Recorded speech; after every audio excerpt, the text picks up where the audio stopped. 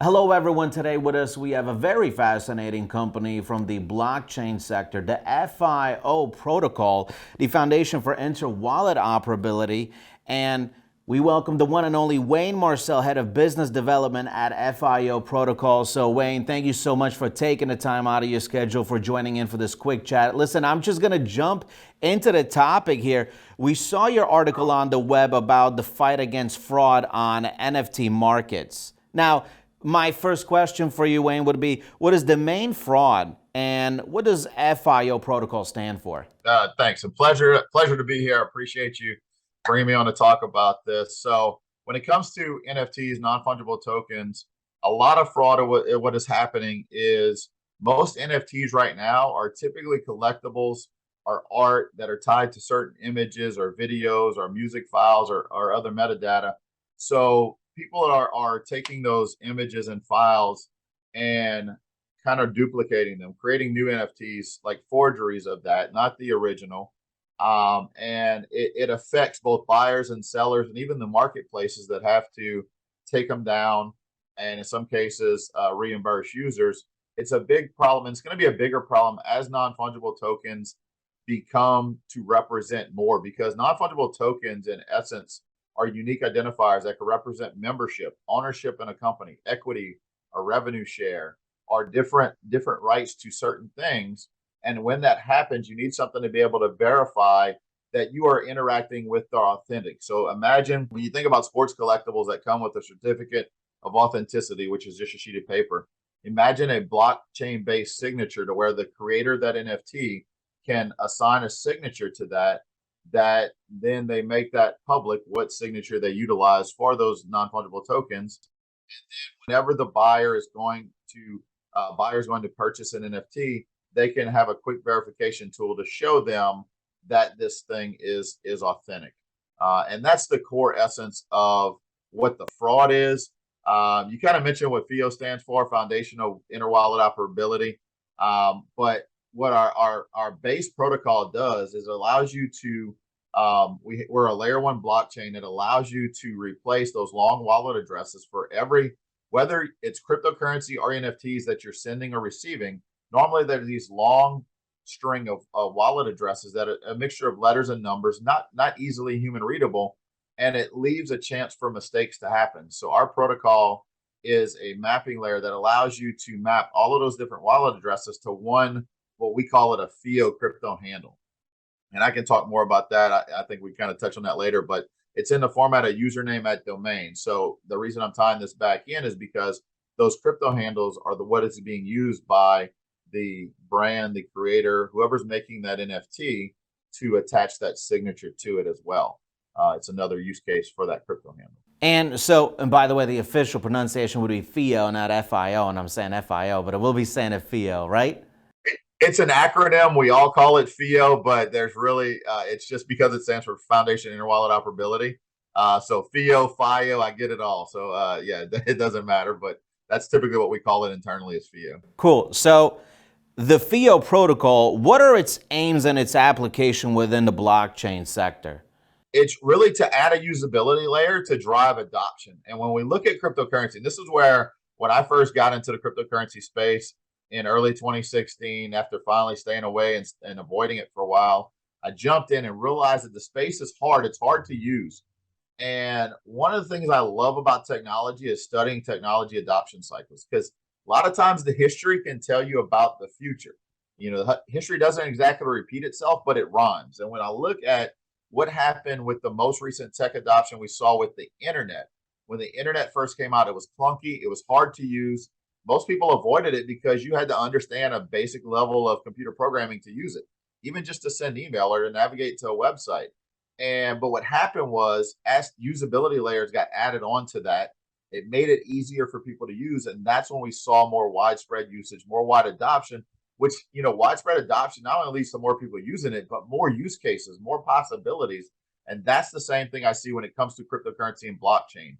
At its core, it's fundamentally there's some great things to it. The way it can be utilized, processes it can fix, corrupt systems it can replace, but there has to be a usability layer that's going to drive people in. So just like you saw back when before, if we wanted to navigate to a website address, I'd had to type in that IP address, and then it would take me to the website I was going to. And then we saw human readable domain names. DNS system came out, HTTP layer, which allows you to type in that website address that gets you to where you need to go. The IP address is still there in the background, but it doesn't matter to the end user as long as you get where you need to go. It's the same concept with cryptocurrency. With cryptocurrency in general, say if I wanted to send you Bitcoin, I would have to copy and paste a long string wallet address and then verify that I pasted it correctly. Because if I didn't, if I made a mistake or accidentally deleted a character, it could send it to nowhere and it'd be gone.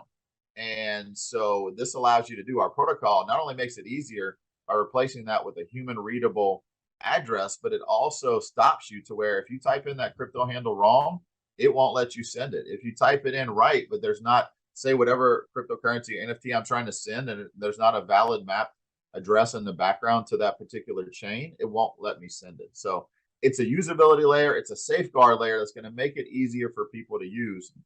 And from that, we're seeing so many use cases evolve from that core technology. Like I said, crypto handles, sending and receiving cryptocurrency and NFTs was the first use case, and then signatures evolved, and we're also seeing other use cases as well. And so jumping into the next question, Monero.com wallet integrates FIO Send to simplify cryptocurrency transactions. Any comments on that? Yeah, so Monero.com is just another great partner. And actually, the Monero.com wallet was built by Cake Wallet. So it was also a company by Cake Wallet integrating the features. Currently, we have over 80 different integration partners, wallets and exchanges and NFT marketplaces that have integrated our protocol. Because at the core, we're not saying, hey, go download our wallet and use our system. No, we are a protocol that integrates everywhere. So because we want to be able to be a usability layer, no matter where someone chooses to use crypto. Monero.com is a great one. There's been a big push, a big awareness of people realizing that privacy is not for criminals. Privacy is a human fundamental right. And that means, privacy is not something just by people that are trying to commit crimes. Like, I don't want my bank accounts, my bank statements, and everything else to be public knowledge to everybody.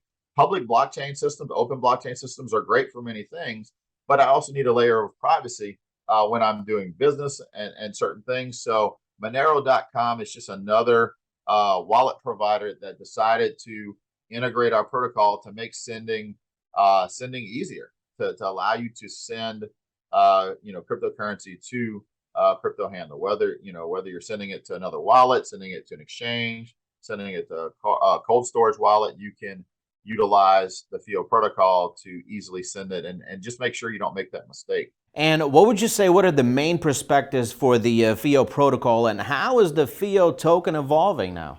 So the token is evolving. The token powers our protocol. Our protocol, like I mentioned before, we're a layer one chain. So users are able to go in and purchase custom domains, the @domain part of the crypto handle, which could represent their name, their brand, their company, whatever they want it to be if it's available. For instance, one of them I purchased is my last name. So I purchased the @Marcel and have one of my crypto handles for my personal stuff, Wayne @Marcel. And so you can utilize that, and then you can get crypto handles. Now, those domains typically have a cost of $40, $40 a year worth of FIO tokens. So the FIO token powers our protocol. And from that $40, part of that fee goes to their integration provider that has allowed people to register crypto handles within their platform. And then the other part is split between our foundation and the block producers that secure our blockchain.